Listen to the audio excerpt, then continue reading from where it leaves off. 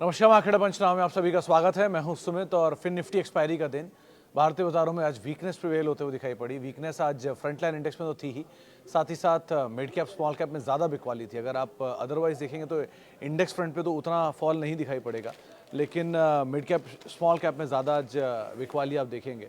थोड़ी बहुत खरीदारी आईटी में थी, थोड़ी बहुत खरीदारी फार्मा में थी, लेकिन अदरवाइज मार्केट में प्रेशर था बैंक्स में एचडीएफसी बैंक से, जहाँ पे एमएससीआई का जो वेटेज है वो अनुमान से कम आ रहा है। यानी कि जो फ्लो है एमएससीआई वेटेज की वजह से वो 2 चरणों में आएगा, पहला चरण अभी, दूसरा चरण बाद में। तो अनुमान से कम हुआ, जिसकी वजह से एचडीएफसी बैंक टूटा और पूरे बाजार को नीचे ले आया। केमिकल में बिकवाली थी, खराब नंबर थे आरती इंडस्ट्रीज़ के, वीक कमेंट्री थी, उसका एक इम्पैक्ट देखने को मिला।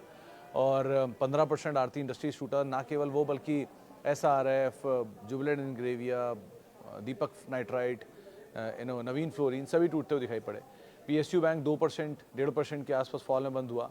और अदरवाइज भी कोई ऐसा ट्रिगर नहीं था, लेकिन हाँ, sentiment weak, news flows weak, उसका इम्पैक्ट। और धीरे धीरे mid cap small cap obviously heated अब तो है ही, तो थोड़ी प्रॉफिट टेकिंग वहाँ बनती है, वो प्रॉफिट टेकिंग देख ही रहे हैं। कैश मार्केट शेयरों में ज़्यादा बिकवाली थी फ्रंटलाइन इंडेक्स के कंपैरिजन में। एडवांस डिक्लाइन 1600-1700 तक डिक्लाइन साइड पे, और 800 850 शेयर जो कि तेज़ी में थे। और निफ्टी बैंक 1.5% के आसपास के फॉल में रहा, जिसमें पीएसयू बैंक 2.25% के आसपास से फॉल में रहा। मिड कैप स्मॉल कैप में ज़्यादा गिरावट रही। स्पेसिफिकली देखा जाए अगर तो रेलवेज, पीएसयूज, डिफेंस, ये तो टूट ही रहे हैं सारे के सारे। पीएसयू शेयरों में दबाव था, मेटल में दबाव था आज के सत्र में। बैंकिंग कुछ हद तक नेगेटिव साइड पे ही कामकाज कर रहा था, और उसमें भी ब्रॉडर मार्केट्स पिकवाली में कामकाज कर रहे थे। सपोर्टिव ऑयल एंड गैस में प्रॉफिट टेकिंग थी, एनर्जी में प्रॉफिट टेकिंग थी। रिलायंस सपोर्ट कर रहा था कुछ हद तक बाजार को। TCS, Tata tech last hour में थोड़ी बहुत बाइंग थी, फ्लैट साइड पे बंद हुए, लेकिन ओवरऑल मार्केट जो था वो थोड़ा प्रेशर साइड पर, और बाजार थोड़ा प्रेशर देख भी रहा है क्योंकि ट्रंकेटेड वीक है। कल एक्सपायरीज हैं दोनों, बैंक निफ्टी की एक्सपायरी भी है, निफ्टी की एक्सपायरी भी है। फिर 15 अगस्त की छुट्टी है, and then likewise earning season खत्म हो रहा है। कल कैश मार्केट है, सारे अर्निंग है। सो बाजार थोड़ा सा लैकलस्टर मूवमेंट है, विदाउट ट्रिगर मूवमेंट है। लेट्स सी गोइंग फॉरवर्ड कैसे कामकाज होता है, लेकिन बहुत स्पेसिफिक होने की ज़रूरत है। ओला 2 दिन की तेज़ी के बाद आज 130 पे खुला और 108 पे बंद हुआ, हायर लेवल से बिकवाली थी। आज की 2 लिस्टिंग दोनों ही शानदार थी, एक 100% प्रीमियम और एक 40% प्रीमियम के साथ लिस्ट होते हुए दिखाई पड़े। सो ऐसे स्टॉक स्पेसिफिक केसेस चल रहे हैं, खबरें चल रही हैं, ट्रिगर्स चल रहे हैं, और उनके ऊपर मार्केट्स रिएक्ट करते हुए दिखाई पड़ रहे हैं। चलिए, अब सवाल जवाब का सिलसिला शुरू कर लेते हैं और बातचीत कर लेते हैं कुछ सवालों को लेकर। सबसे पहला सवाल कार्तिक चतुर्वेदी साहब का। Hello Sumit ji, how hope you are doing well. I am perfectly fine Chaturvedi साहब। Just wanted to know around what price should it be okay to enter in CEAT and Natco Pharma. देखो सर, चतुर्वेदी साहब, ये केवल सीएट और नेटको के लिए नहीं है, ये सभी शेयरों के लिए है कि कोई भी एक पर्टिकुलर प्राइस को डिटरमिन करके उसमें एंटर करना is next to impossible. At least I have no mechanism for that कि जिससे मैं आपको ये बता पाऊँ कि किस प्राइस पे एंटर करना बेटर है। आप बोलोगे प्राइस नहीं, चलो रेंज भी मार्केट के अकॉर्डिंग चेंज होती रहती है। कैसे? आपने मान लीजिए 17-18 के मल्टीपल पे अभी सीएट कामकाज कर रहा है, आज 2-3-4% टूटा। सो कभी कभी बाजार इतना रैशनल हो जाता है कि 8 का मल्टीपल भी उसे महंगा लगता है। जैसे आरईसी पीएफसी में 3 का मल्टीपल, 4 का मल्टीपल 10 साल रहा, उसको महंगा ही लगा। कोल इंडिया 8 के मल्टीपल पे, इवन बीपीसीएल 4 के मल्टीपल में महंगा है। सो ऐसे मार्केट कभी कभी रिएक्ट करता है। कभी कभी आपको 100 का मल्टीपल भी सस्ता लगता है, जो डीमार्ट में हो रहा है। हमेशा 100 ही है, जब से वो आया तब से लेके अब तक। सो मार्केट ना बहुत सब्जेक्टिव होता है, कभी भी किसी चीज़ का कोई फिक्स फार्मूला नहीं है। सो आपको अगर नेटको और सीएट ऐड करना है तो आज जैसे जो फॉल थे, इन जैसे फॉल्स का इस्तेमाल करके छोटी छोटी क्वांटिटी में एक्यूमुलेट करते रहिए। आराम से 5 शेयर, 10 शेयर या 5%, 10% ऑफ योर पोर्टफोलियो आप डिप्लॉय करना शुरू करिए। धीरे धीरे धीरे नीचे ऐड करते रहिए। थोड़ा और सब्सटेंशियल नीचे आने लग जाए, बहुत स्टीप, तो रुक जाइए, वेट कर लीजिए, कहाँ रिव्यू करने की ज़रूरत है वहाँ रिव्यू करिए, फिर एंटर करिए। सो ऐसा कोई नंबर नहीं है, लेकिन हाँ, जहाँ जहाँ पर आपको एक्यूमुलेशन के मौके मिलने शुरू हों, एक अच्छा फॉल मिलना शुरू हो आपके भाव से, वहाँ आप ऐड करते चलिए, वो ज़्यादा बेटर है। और कंपनियाँ दोनों ख़राब है, दोनों अच्छी हैं, दोनों में कोई प्रॉब्लम नहीं है। Sumit ji, Indus Tower, Garden Reach and HCL at CMP. Dilip sir, HCL के तो कल नंबर आने वाले हैं, तो पहले तो एचसीएल के नंबर देख लीजिए कैसे नंबर आते हैं। 1 गार्डन रीच या मासगांव में से किसी एक के नंबर कल आने वाले हैं, शायद गार्डन रीच, या एक बार मैं क्रॉस चेक कर लेता हूँ, ये दोनों में से कोई एक के नंबर आने हैं, तो कौन से नंबर हैं वो भी देख लीजिएगा। एंड रही बात तीसरा, इंडस टावर, इनमें बायबैक ओपन होने वाला है शायद 9 अगस्त नहीं, 12 अगस्त से 13 अगस्त ऐसे कुछ डेट आई थी आज दोपहर में बायबैक की। सो इंडस टावर जरा एक बार बायबैक का इवेंट पूरा हो जाने दीजिए, उसके बाद एंटर करना ज़्यादा बेटर है। सो अभी के लिए एटलीस्ट स्पेसिफिक हैं तीनों के तीनों किसी न किसी खबर या ट्रिगर पर, उन तीनों को हो जाने दीजिए, फिर आप कॉल करिएगा ज़्यादा बेटर है, कॉल लीजिएगा ज़्यादा बेटर है। ओके सर, कैंप्स के बारे में बताया, क्या पोजीशन 4000 के लेवल पे ले सकते हैं? राहुल जी देखो, चले हुए बहुत हैं कैंप्स, प्रोटीन, बीएससी, सीडीएसएल, ये सब बहुत तेज़ चले हैं और बहुत कम समय में चले हैं। थोड़ा सा कूल ऑफ होने दीजिए। आज का एक जो मार्केट का हल्का फुल्का डिप था, ये हल्का फुल्का डिप इंडेक्स पे तो हल्का फुल्का है, लेकिन स्टॉक्स पे काफ़ी बड़ा कट है। सो थोड़ा सा फॉल एटलीस्ट और आने दीजिए, देन आप एक बार को फिर भी ज़्यादा बेटर सिचुएशन में होंगे एटलीस्ट कॉल लेने के लिए। रही बात अगर आप एंटर करना भी चाह रहे हो तो आप ये कर सकते हो कि थोड़ा थोड़ा पोजीशन 2 शेयर, 5 शेयर, 10 शेयर करके आप स्टार्ट कर दीजिए।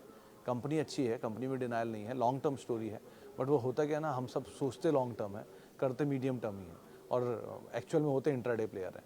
सो लॉन्ग टर्म आर दो स्टॉक इन्वेस्टर्स जो शेयर लेते हैं और भूल जाते हैं, वो भाव नहीं देखते रोज़ रोज़, सवाल नहीं पूछते रोज़ रोज़। सो बेटर इज़ कि आप आराम से थोड़ा एक्यूमुलेट करिए नीचे के फॉल में, और अगर आप में एक्चुअल लॉन्ग टर्म का पेशेंस है तभी आप इसमें एंटर करिएगा। अभी के लिए एटलीस्ट एक बड़ी स्टोरी डन हो चुकी है यहाँ पर। OFSS 35 शेयर है 7864 के दाम पर, 10,000 रुपये नहीं 1 लाख रुपए फ़ायदा है, क्या करूं? आप मेरा सवाल क्यों नहीं लेते? मुरेश्वर साहब, मैं आपका क्या, बहुत लोगों के सवाल नहीं ले पाता हूं, बहुत लोगों की बहुत कंप्लेंट आती है, समय का हमेशा अभाव होता है। 20 मिनट के अंदर जितने सवाल ले पाता हूँ लेता हूँ, कुछ में छोटे जवाब, कुछ में लंबे जवाब देने पड़ते हैं समय के हिसाब से। लेकिन ठीक है, नहीं ले पाता उसके लिए माफ़ी चाहूँगा, जिनसे नहीं ले पाता उनसे माफ़ी मांगता हूँ। और रही बात आपके ओरेकल के शेयर में, सर इसमें कुछ मत करिए, आप कुछ भी मत करिए। ये शेयर नीचे आए, आपकी कॉस्ट से नीचे आए, सब्सटेंशियली नीचे आए तो आप और ले लीजिएगा। क्यों? क्योंकि एक बहुत अच्छी डिविडेंड यील्ड है इसकी, 1, 2 इक्विटी फ्लोट बहुत छोटा है, 3 कंसिस्टेंटली ग्रोइंग कंपनी है। लास्ट क्वार्टर के नंबर थोड़े वीक थे लेकिन फिर भी ऐसे कोई ख़राब नहीं है। 4 अगर आप लॉन्ग टर्म इन्वेस्टर हैं तो आपके लिए परफेक्ट रिटायरमेंट प्लान है ये, ठीक है, क्योंकि आपने नीचे खरीदा। और जिनके पास भी 2700, 2800, 3000, 4000 की रेंज में पड़े ओरेकल, उन्हें बेचने की ज़रूरत नहीं है, उनके लिए सच में रिटायरमेंट प्लान है बहुत अच्छा। आराम से आप लेके रखिए, ऊपर के लेवल पे ले लिया 10,000 रुपये पे, फिर थोड़ा नीचे आने का वेट करिए, ज़्यादा बेटर है। रिटायरमेंट प्लान क्यों? क्योंकि कंसिस्टेंटली डिविडेंड पेइंग कंपनी है, 2016 से रेगुलर डिविडेंड दे रही है और बीच बीच में स्पेशल डिविडेंड भी देती रहती है, 2 बार तो दिए ही इसने शायद। सो आराम से आप बने रहिए, अच्छी डिविडेंड पेइंग स्टोरी है, कंसिस्टेंट कंपनी है, कैश रिच कंपनी है, अच्छा पेरेंट है। सो खोने के लिए कुछ खास है नहीं है, आराम से आप बने रहिए। नया निवेश अभी मत करिएगा, नीचे आए तो करिएगा, क्योंकि चला बहुत तेज़ और बहुत कम समय में, तो थोड़ा नीचे आना बनता भी है इसका। ओके जी सर, क्रेडिट एक्सेस ग्रामीण में लॉस हो रहा है, लॉन्ग टर्म व्यू है, तो वैभव जी अगर लॉन्ग टर्म व्यू है तो शॉर्ट टर्म में क्यों टेंशन ले रहे हो अगर नीचे आ भी रहा है तो? रही बात इस तरह के किसी भी स्टॉक में जो एनबीएफसी में है और जो लीडर नहीं है एनबीएफसी के, स्पेशली श्रीराम फाइनेंस, चोला, बजाज फाइनेंस जैसी कंपनियां, उनके साथ आप स्टॉप लॉस को ज़रूर फॉलो करिएगा, चाहे LIC हो, PNB हो, क्रेडिट एक्सेस ग्रामीण हो, 5 स्टार बिजनेस हो, ऐसे जो भी नाम है इन सब में स्टॉप लॉसेस के साथ काम करिएगा, क्योंकि यहाँ पे कभी भी बस्ट आउट होता है अगर किसी भी सिचुएशन में, नंबर में, कोई एक्सपोजर में, कोई खबर में, किसी एक अकाउंट में, तो इम्पैक्ट बड़ा आता है। तो ज़रा इसलिए स्टॉप लॉस के साथ ही आप अपनी पोजीशंस को ट्रेल करिएगा। ओके आगे बढ़ते हैं। केमिकल के ऊपर बहुत सारे सवाल आ रहे हैं, चाहे लक्ष्मी वो हो, लक्ष्मी केमिकल्स एंड बाकी कंपनी। एक ही चीज़ बोलूँगा, जितनी भी केमिकल कंपनी में सर देखिए, केमिकल की चीज़ें स्टेबलाइज हो रही हैं, कुछ में हुई हैं, कुछ में नहीं हुई हैं। कुछ कंपनियों ने स्टेबल नंबर दिए हैं इस क्वार्टर में, कुछ ये बहुत ही ख़राब नंबर है। सो जहाँ जहाँ पर स्टेबल नंबर है वहाँ आप रुकिए, जहाँ जहाँ पे ख़राब नंबर है एक्यूमुलेट करना है अभी मत करिए, थोड़ा नीचे आ जाए तो वहाँ एक्यूमुलेट करिए, ज़्यादा बेटर है। मिसाल तौर पे आज ये जो आरती का फॉल था, इस फॉल को आप आज यूज़ नहीं कर सकते थे एक्यूमुलेशन के लिए, लेकिन हाँ अगर यही फॉल थोड़ा और एक्सटेंड होता है, थोड़ा और कहीं 580 के आसपास आता है तो एक बार को आप और ले सकते हो। 580 वैसे स्टॉप लॉस है इसके लिए बड़ा, लेकिन अगर उसके नीचे चला जाता है, थोड़ा स्टेबल होता है, वहाँ पर आप ऐड करो। अभी के लिए एटलीस्ट आउटराइटली किसी स्टॉक में 15% फॉल और नंबर के ऊपर फॉल है तो उसमें एक बार को थोड़ा सा रुक सकते हो आप, नीचे एक्यूमुलेट कर लो, कोई दिक्कत नहीं है। Okay Sumit ji, good afternoon Zeeshan साहब। अदानी विल्मर के 175 शेयर हैं, 374 के एवरेज, कंटेनर कॉप के 25 शेयर हैं, 1016 के एवरेज। करंट प्राइस पे एवरेज करना चाहिए। कॉनकॉर आप एवरेज कर सकते हो, अभी नहीं, थोड़ा और नीचे। और अदानी विल्मर को आप अवॉइड करो, सिर्फ सिचुएशन को देखो, कैसे कैसे वहाँ पर चीज़ें वर्कआउट हो रही हैं, और वो चीज़ें जैसे से वर्कआउट हो रही हैं उसके हिसाब से आप काम करो। क्योंकि इस क्वार्टर के नंबर अच्छे थे और एक बड़ा ओवरहैंग भी हट चुका है कि जो स्टेक सेल का ओवरहैंग था वो भी कुछ समय में अपडेट हो जाएगा। अदानी के शेयर बढ़ जाएंगे, अदानी ग्रुप के, अदानी इंटरप्राइज के शेयर होल्डर को मिल जाएंगे अदानी विल्मर के शेयर, सो वो स्टेक भी नीचे आ जाएगा, तो चीज़ें सॉर्ट आउट हो जाएंगे। लेकिन एज ऑफ नाउ ये डेवलपमेंट्स के ऊपर नज़र रखो, और एवरेज करने लायक फ़िलहाल कंटेनर को आप है तो उसको आप देखना। हाँ, जब कोई स्टॉक सर्किट पे होता है तो उसे बेच या खरीद नहीं सकते। जब स्टॉक लोअर सर्किट में होता है तो उसे सेल नहीं कर सकते, ओनली बाय कर सकते हो। मेरा क्वेश्चन है, जब कोई सेल ही नहीं हो रहा है तो आप बाय कहाँ से करोगे? सिंह साहब देखो, जब कोई शेयर लोअर सर्किट पे होता है तब सब बेचने के लिए खड़े हैं, कोई खरीदार नहीं होता। जब शेयर कोई अपर सर्किट पे होता है तो सब खरीदने के लिए खड़े हैं, कोई बेचने वाला नहीं होता। तो अगर आप लोअर सर्किट पे लेने जा रहे हो तभी तो आप उसे ले पाओगे, और अगर अपर सर्किट पे जा रहे हो तो आप उसे बेच पाओगे, खरीद नहीं पाओगे।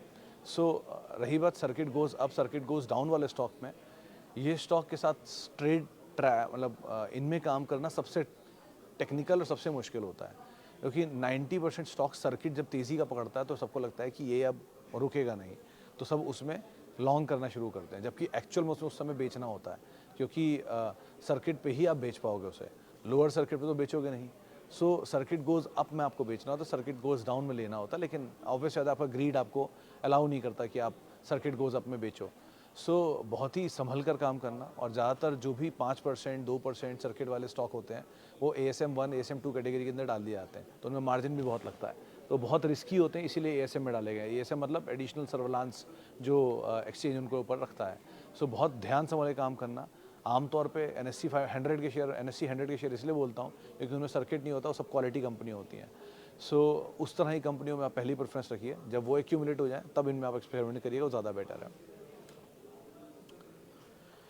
नमस्ते sir, BPCL, HDFC bank, Manaksia steel में क्या करना चाहिए? देखो प्रमोद सर, तीनों के तीनों, रादर दो को तो बोल सकता हूँ, मानक्सिया के तो नंबर ठीक थे इस बारी के शायद, लेकिन BPCL और HDFC bank, you have a good patience, a quality patience and a longer duration of time, तब आप इनमें रहो, वरना मत रहो। वो एक लिस्ट बना शेयर की, इनमें शेयर नहीं चले पिछले 3 साल से, वो सब क्वालिटी है, चाहे DV स्लैब हो, एशियन पेंट हो, HDFC बैंक हो, HDFC लाइफ हो, they are all good leaders of the business, लेकिन नहीं चल रहा है। तो अब बोलोगे ऐसे स्टॉक का फ़ायदा क्या लीडर होने का जब वो चलते नहीं, तो क्योंकि इस समय लीडर का समय नहीं है ना, इस समय मतलब everybody has a time zone.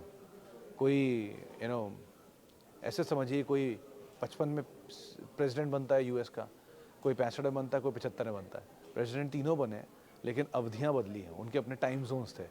सो आज नहीं इनका समय है, जब उनका समय आएगा तो वो अपने समय में चल जाएंगे। सो इतना लोड लेने की ज़रूरत नहीं है, वो क्वालिटी है तो वो आपको एटलीस्ट फॉल नहीं दे रहे हैं। 3 साल से वहीं खड़े हुए हैं जहाँ पर वो खड़े हैं। भले बाजार चल गया तो आपको बड़ा लग रहा है कि बाजार चल गया फिर वो चले नहीं, लेकिन कहीं अगर ये बाजार टूट गया होता तो भी वो वहीं खड़े रहते, क्योंकि बाजार टूट गया तब भी वहीं खड़े हैं। सो ये एटलीस्ट एक्चुअल बिजनेस है, हर म्यूचुअल फंड के फंड्स में होते हैं, ताकि वो स्टेबिलिटी रखें आपके पोर्टफोलियो को, तो थोड़ा इनका होना ज़रूरी है। और रेस्ट आप एज एंड व्हेन जो आपको सही लगे आप कर सकते हो, लेकिन both of them, HDFC bank and BPCL, they are very good companies to hold for a longer duration of time. लेकिन obviously longer duration of time मतलब लॉन्गर ड्यूरेशन ऑफ टाइम होता है, ये कोविड से लेकर अब तक 4 साल में होल्ड करने मतलब लॉन्गर ड्यूरेशन ऑफ टाइम नहीं होता। लॉन्गर इज एटलीस्ट 10 साल 15 साल, वो पेशेंस है तो आप आराम से रखिए इनको, they are very good. Sir Sumit sir, Aarti industry में क्या करें? 688 का बाय है, होल्डिंग फ्रॉम 6 मंथ, और गिरे तो एवरेज करें। 580 का स्टॉप लॉस रखिए अगर आप शॉर्ट टर्म या मीडियम टर्म प्लेयर हैं। लॉन्ग टर्म है तो स्टेबल होने का वेट करिए और अकॉर्डिंगली वहाँ पर कॉल करिएगा। तो आरती इंडस्ट्री हो गया। कोचिन शिपयार्ड क्या करेगा आगे? Sanjay sir, Cochin, Mazagaon, HAL, BDL, हज़ार रुपया, मतलब सॉरी 100% 200%, 250%, 400% चल चुके हैं। अभी क्या ही करेंगे? 400% चली हुई चीज़ 400% और नहीं चल जाएगी ना, बहुत होगा तो 50% चल जाएगी मैक्सिमम। लेकिन अब जो तेज़ी का अपसाइड है वो बहुत लिमिटेड है। सो अगर आपको पैसा बन रहा है तो आप लेके निकल जाइए, कैपिटल एटलीस्ट निकाल लीजिए, फ्री के शेयरों को आप थ्रू आउट लाइफ रख लीजिए, कोई इशू नहीं है मुझे। लेकिन एटलीस्ट कैपिटल प्रोटेक्ट कर लीजिए, वो पहली प्रायोरिटी है। और अब अगर आप उनमें काम कर रहे हैं तो स्ट्रिक्ट स्टॉप लॉस के साथ काम करिए। स्टॉप लॉस जो आपको एपेटाइट अलाउ करे। एक कोई टेक्निकल लेवल की बजाय, मान लीजिए कोई टेक्निकल लेवल बता दूँ 2,000 रुपये नीचे का, आप लेोगे नहीं क्योंकि वो 2,000 रुपये नीचे का है। सो इसीलिए आपके रिस्क के हिसाब से आपको लगता है यहाँ से 5% और मैं झेल सकता हूँ, वो स्टॉप लॉस है। 10% झेल सकता हूँ, वो स्टॉप लॉस है। एक इवन नंबर मत लगाइएगा। मान लीजिए 4,000 का शेयर है तो 3,999 या 3,998 इनको स्टॉप लॉस में यूज़ करिएगा, वो ज़्यादा बेटर है, ताकि इवन नंबर हिट कर जाता है कभी कभी। लेकिन अगर मतलब ये जो राउंड ऑफ नंबर होता है वो नंबर हिट नहीं होते हैं, सो ज़रा उसका इस्तेमाल करिएगा, वो ज़्यादा बेटर है। सर मेरे पास SEPC के 20,000 शेयर हैं 20 रुपये के भाव में, क्या करना चाहिए? अनिल सर, ये बुल मार्केट की स्टोरीज़ का एक एग्जांपल है जहाँ पर न्यूज़ फ्लोज के बीच में चलता है। इसके नंबर आए हैं या आने हैं, कल शायद नंबर आने वाले हैं इसके। मैं इसकी लिस्ट क्योंकि देख रहा था कल के अर्निंग्स कौन से, तो उसमें इसका नाम था। तो अगर मैं कंफ्यूज नहीं हुई, इतनी सारी चीज़ें देखता हूँ उनमें से कंफ्यूज हो जाता हूँ, लेकिन अगर कल नंबर आए तो नंबर देख लीजिए, उसके बाद कॉल लीजिएगा। लेकिन यहाँ पर कोई भी तरह की रणनीति आप बनाएं तो ज़रा पढ़ संभल के ही काम करिएगा। ऐसे कोई भी स्टॉक जिनका चर्चा कम होती है, जो काफ़ी ज़्यादा टूटे हुए हैं, जहाँ पर निगेटिव न्यूज़ फ्लोज काफ़ी रहे हैं पिछले दिनों में, NCLT में गए हैं, बाकी ऑल इश्यूज़, इस तरह के स्टॉक्स में अगर आपको टर्न अराउंड की स्टोरी दिख रही है या कोई बता रहा है या सुझा रहा है तो उतना ही रिस्क लीजिएगा जितना आप झेल पाएँ। ज़्यादा मत लीजिएगा कि बहुत बड़ा रिस्क लेना बहुत ज़्यादा रिस्की हो सकता है। सो अगर बड़ी पोजीशन ली है तो पढ़ लीजिए अच्छे से इसके बारे में, फिर ही कोई कॉल लीजिएगा, ज़्यादा बेटर है। Coal India and Vedanta buy zone, sir दोनों ही एक्यूमुलेशन में ज़्यादा बेटर रहेंगे, लेकिन बाय के लिए नहीं। आउटराइटली फिर वही बात है ना कि कोई भी स्टॉक में आप आउटराइटली बाय नहीं कर सकते हैं, एक्यूमुलेट करिए, वो ज़्यादा बेटर है। कि एक लेवल पे मैं पूरा का पूरा पैसा डालूंगा, पूरा बटन प्रेस कर दूंगा, वो दिन तब होता है जब कोई बहुत बड़ा फॉल आए। बड़े फॉल के तो अभी तक दूर दूर तक कोई लेना देना ही नहीं है। सो बेटर इज़ कि कहीं एक्यूमुलेट करिएगा नीचे, थोड़ा थोड़ा स्टेबल वे में। हैप्पीएस्ट माइंड में क्या करें? होल्ड कर सकते हैं दीक्षित सर, नंबर तो ठीक थे, आज भी मैनेजमेंट कमेंट्री दे रहा था अपनी, तो बातचीत तो ठीक ही कर रहे हैं वो लोग, बट स्टॉक में कोई रिफ्लेक्शन नहीं है। सो वेट एंड वॉच, जहाँ तेज़ी मिले वहाँ थोड़ा आप कॉल लीजिएगा, लेकिन अभी के लिए तो एटलीस्ट आप होल्ड कर सकते हो। एंड अगेन ठीक वैल्यू है, बट पब्लिकली बहुत ज़्यादा डिस्ट्रीब्यूटेड स्टॉक है, सो उस पार्ट को आप नज़रअंदाज मत करिएगा, क्योंकि बहुत आप लोगों को लगता है बहुत हल्की चीज़ है, ये पब्लिक डिस्ट्रीब्यूशन होता है, नहीं, ये बहुत बहुत ज़्यादा रिलेवेंट होता है। ये कोई शेयर जो मास में पब्लिकली डिस्ट्रीब्यूट हो जाता है उसके चलने के चांसेस कम होते हैं। बहुत एग्जांपल आपको देता हूँ, HDFC बैंक उसी का हिस्सा है जो पब्लिकली बहुत डिस्ट्रीब्यूटेड शेयर है। HDFC बैंक हुआ, टाटा एलेक्सी हुआ, सबसे ज़्यादा बटे हुए में टाटा केमिकल हुआ, टाटा मोटर्स हुआ, इवन ये IEX हुआ, अदानी समूह में कोई भी नहीं पब्लिक डिस्ट्रीब्यूटेड है, ये बता दो। 4% 5% खाली पब्लिक के पास है। अब इसका इम्पैक्ट क्या होता है कि सबको अगर वो चीज़ पसंद आ रही है तो बाज़ार को पसंद नहीं आएगी, क्योंकि सबको पसंद है।